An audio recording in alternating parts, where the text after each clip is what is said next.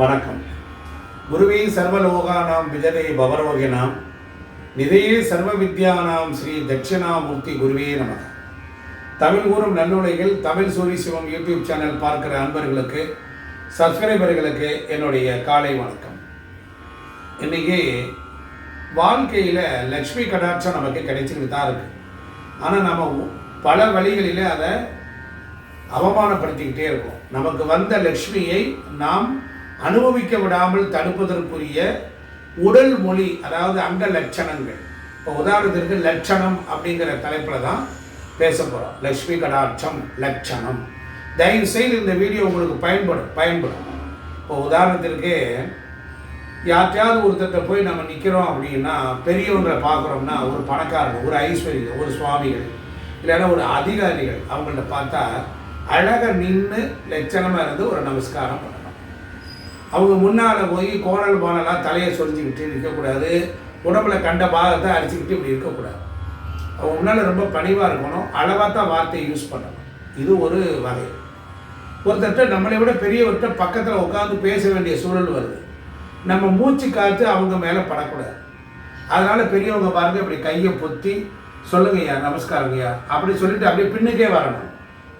நல்ல ஐஸ்வர்யமாக, நல்ல பணக்காரனா, நல்ல பிரமாதமாக ஒரு மனிதரை சந்தித்த உடனே நம்மளுடைய உடம்புல இருக்கிற ஒளி அவங்களோட இணையும். நம்ம இணையும் போது என்ன செய்யணும்னா, நம்ம அப்படியே வரணும். அவங்களுக்கு பின்னால் நம்ம பிருஷ்டத்தை குண்டியை காட்டிக்கிட்டு பின்னால் வரக்கூடாது. இது ஒரு முறை. நான் கொஞ்சம் கடவுளையெல்லாம் பேசுகிறேன், தப்பாக யாரும் எடுத்துக்காதீங்க. அப்போ நாம் அதே போல் ஒரு கோயிலுக்குள்ளே போகிறோம் அப்படின்னா, சுவாமியை தரிசனம் பண்ணிவிட்டு அப்படியே பின்னாலேயே ரிவர்ஸில் வரணும். அப்புறமேல நம்ம எப்போதும் போல் போகணும். அதே போல் லட்சணம்னு இன்னொரு விஷயம் இருக்குது. இப்போ ஒரு வீட்டில் வெளியில் பால் கொண்டுட்டு வராங்க, இல்லை வீட்டுக்குரிய ஒரு பெண் பால் பாக்கெட் கொடுக்குறாங்க. நம்ம வீட்டு நிலப்படிக்கு உள்ளே நின்றுக்கிட்டு அந்த பாக்கெட்டை வாங்கக்கூடாது. நிலைக்கு உள்ளே ஒருவரும் நிலைக்கு வெளியே இருக்கவரும் எதையும் கொடுக்கவோ வாங்கவோ கூடாது. இது ஒரு ரொம்ப அற்புதமான விஷயம்.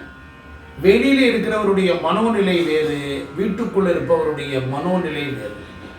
அது ஒரு பொருள் என்ன ஆகும்னா, அது இரண்டும் கெட்டான நிலையாக மாறிவிடும். அதனால தான் வெளியே போய் இருந்து வாங்கிட்டு வா, இல்லைன்னா அவரையாவது வீட்டுக்குள்ளே வர சொல்லி அப்புறம் பெற்றுக்கொள்.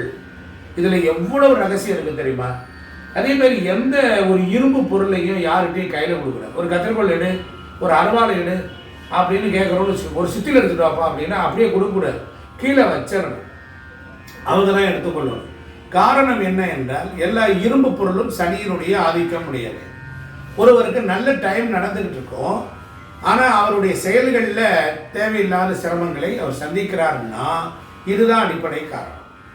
அதற்கப்புறம் ஒரு புது சட்டை ஒன்று வாங்குகிறோம், இல்லை புது சேலை ஒன்று கடையில் பர்ச்சேஸ் பண்ணுறோம். அந்த சேலையை எத்தனை பேர் பரட்டி பார்த்துருப்பாங்க, எத்தனை பேர் கைப்பற்றிருக்கோம். ஆசையில் எல்லாரும் பார்த்துருப்பாங்க. கடைசியில் ஏதோ ஒன்று செலக்ட் பண்ணுவாங்க. பிறருடைய மனம், உணர்வுகள் கையில் பட்ட எந்த பொருளும் அவர்களுடைய குணத்தை பிரதிபலிக்கும். அதாவது அவங்களுடைய ஆசையை கொடுக்கும். அது நெகட்டிவாக இருக்கும் இப்போ நாம் அனுபவிக்கும் போது. அதனால தான் அந்த காலத்தில் என்ன சொல்லுவாங்க அப்படின்னா, துணிமணிலாம் வாங்கிட்டு வந்ததுக்கப்புறம் ஒரு காலகட்டத்தில் தண்ணியில் துவைச்சி அயன் பண்ணி வச்சுருவாங்க. புது ட்ரெஸ்ஸாக வாங்குகிறோம், அது டெய்லர் கடையில் படுது, காஜா எடுக்கிற இடத்துக்கு போகுது, எல்லாம் அயன் பண்ணுற இடத்துக்கு போகுது, பல தீட்டு துணிகளில் தொடர்பு வந்துடும். நாம் அதை என்ன பண்ணுறோம்னா, புனிதமான மஞ்சளை வச்சு சாம்பிராணியில் அந்த ஆடையை உலர்த்தி அதுக்கு மஞ்சள் வைத்து சண்முகத்தினுடைய காயத்ரி, முருகப்பெருமானுடைய காயத்ரி மந்திரத்தை சொல்லணும். கார்த்திகேயாய வித்மகே சக்திகஸ்தாய தீமகி தன்னோ சண்முக பிரச்சோதயாத் அப்படிங்கிற வகையில் அந்த காயத்ரி மந்திரத்தை சொல்லிட்டு முருகா முருகா சண்முகான்னு சொல்லி ஒன்றை அணிந்து கொள்ளணும். இதன் இறைவன் நாமத்துக்கு பல தோஷங்களை போக்கக்கூடிய ஆற்றல் இருக்கிறது. அதே போல் நீங்கள் இந்த லட்சணங்கள், ஒரு பெண் உட்கார்றான்னா மட்ட மல்லாக்கா உட்காரக்கூடாது, அப்படியே உட்காரக்கூடாது. அப்படியே ரொம்ப பணிவாக, சாய்வாக, அழகாக உட்காரணும். அதே போல தான் சமணக்கால் போட்டு உட்காரக்கூடாது. கொஞ்சம் கால் அந்த காலத்தில் இருப்பாங்க. இப்போ சபையில் போய் உட்காரும் பொழுது ரொம்ப அடக்க உடக்கமாக இருக்கணும் ஒன்று.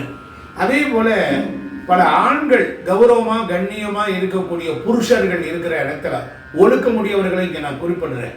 தத்புருஷன்னு சொல்கிறது, அவர்கிட்ட ஒரு அருள் வந்திருக்கும், ஒரு பாரம்பரியமாகவே நல்லா வாழ்ந்த குடும்பம், அவங்க ஆழ்வாங்க. அவங்க முன்னால் பெண்கள் இப்படி கால் மேலே காலை போட்டு உட்காடுறாங்க, சோபாவில் உட்காடுறாங்க. அப்படிலாம் உட்காரக்கூடாது. நல்லா நீங்கள் புரிஞ்சுக்கணும். எதிர்த்தாப்புல நம்ம ரோட்டில் நடந்து வரோம், ரோட்டில் நடந்து போயிட்டே இருக்கிறோம். நமக்கு ஒரு உமிழ் நீர் துப்பணும், ஒரு எச்சில் துப்பணும், ஒரு காரி துப்பணும், நம்ம உடல் அவஸ்தை. எதிர்த்தாப்புல ஒரு அருமையான மகாலட்சுமி ஆட்ட நம்ம அம்மாவோட லட்சணமாக ஒரு அம்மா வர்றாங்க, ஒரு கோயிலுக்கு போயிட்டு வராங்க, இல்லை ஒரு பெரியவர் வாராரு, ஒரு மதிக்கத்தக்கவர் வாராங்க. வரும்பொழுது நாம் யாரையும் பார்க்குறதில்ல, உலகம் காரி துப்புறோம், ரோட்டில் துப்புறோம். நீங்கள் எச்சில துப்புறீங்க, அதுக்கு ஒன்றும் எந்த தடையும் இல்லை. ஆனால் எதிர்த்து வர்றவங்களுடைய முகம் சுளிக்கும்படியாக இருக்கக்கூடாது. இது ரொம்ப முக்கியம். அப்படி இருக்கும்போது என்ன ஆகுனா அவங்க மனசு சுருங்கிடும், இப்படி காரி துப்புறான் அப்படின்னு. அப்போ உயர்ந்த நிலையில் ஒரு தெய்வ பக்தி, உயர்ந்த ஒரு ஒழுக்கத்துக்கு தான் இந்த பூமியில் மரியாதை. இங்கே காசு பணத்துக்கெல்லாம் மரியாதை கிடையாது. ஒழுக்கத்துடன் கூடிய பக்தி யார் இருக்காங்களோ அவங்களை எல்லாம் பெரியவர்களை கண்டால் பெருமாளை பார்த்த மாதிரி. அப்படிப்பட்ட நிலையில் நீங்கள் என்ன செய்யணும்னா, அந்த மாதிரி தவறுகளை நிறைய பேர் செய்கிறாங்க, அப்படியெல்லாம் செய்யக்கூடாது. அதே மாதிரி பெண்கள் என்ன பண்ணுறாங்க அப்படின்னா, தலைவலி கோலத்தோடைய நைட்டியை போட்டுக்கிட்டே வீட்டில் இருந்து கடைக்கு ஜாமான் வாங்க போகிறாங்க, வீட்டை விட்டு வெளியே போவாங்க. நிறைய பேர் ஒரு புண்ணிய காரியத்துக்கு போவாங்க. அப்போ நாம் அசிங்கமாக வெளியே காட்டக்கூடாது, நாம் அழகத்தான் வெளியே போகணும். ஏன்னா அடுத்தவர்களுடைய செயலுக்கு நாம் உறுதுணையாக இருக்கணும். இந்த உலகம் நல்லா இருந்தால் தானே நாம் நல்லா இருக்க முடியும். அதனால் இந்த சின்ன சின்ன தவறை நீங்கள் தெரிஞ்சிட்டிங்கன்னா போதும். அதே போல் கோயிலுக்கு போனாலும் ஏதாவது ஒரு பொருள் போகணும், ஒரு மல்லிகைப்பூ கொஞ்சம், 2 எலுமிச்சம்பழம், இந்த மாதிரி 2 வாழைப்பழம், வெத்தலை பாக்கு, இப்படி எதையாவது கொண்டு தான் போகணும். எதையுமே போகாமல் வெறுமனையாக போனால் என்ன அர்த்தம்? அதனால் நாம் இந்த மாதிரி சின்ன சின்ன தவறுகளே செய்யலாம். கோவிலில் உடைச்ச தேங்காய் பழம் பிரசாதம் கொடுத்தாங்கன்னா கூடுமான அளவுக்கு அர்ச்சனை பண்ணதை வீட்டுக்கு கொண்டு வந்து ஆற அமர உட்கார்ந்து அப்புறமேல் தான் நாம் அதை என்ன பண்ணணும், அனுபவிக்கணும். இது மாதிரி விஷயம். அதே போல் வீடுகளில் துவைச்ச துணி எது, துவைக்காத துணி எது, அழுக்கு துணி எது இல்லை, இது மாதிரிலாம் நிறைய வீடுகளில் இப்போ எல்லாம் ஒன்று மண்ணா கிடக்கு. பெரும்பாலும் சில வீடுகளில் துர்நாற்றம் வீசுது. தயவுசெய்து நான் சொல்கிறேன், சாப்பிட்றீங்களா சாப்பிடலையோ உங்கள் வீடை பளிச்சுன்னு வச்சுக்கோங்க, எது துவைச்சது துவைக்காது.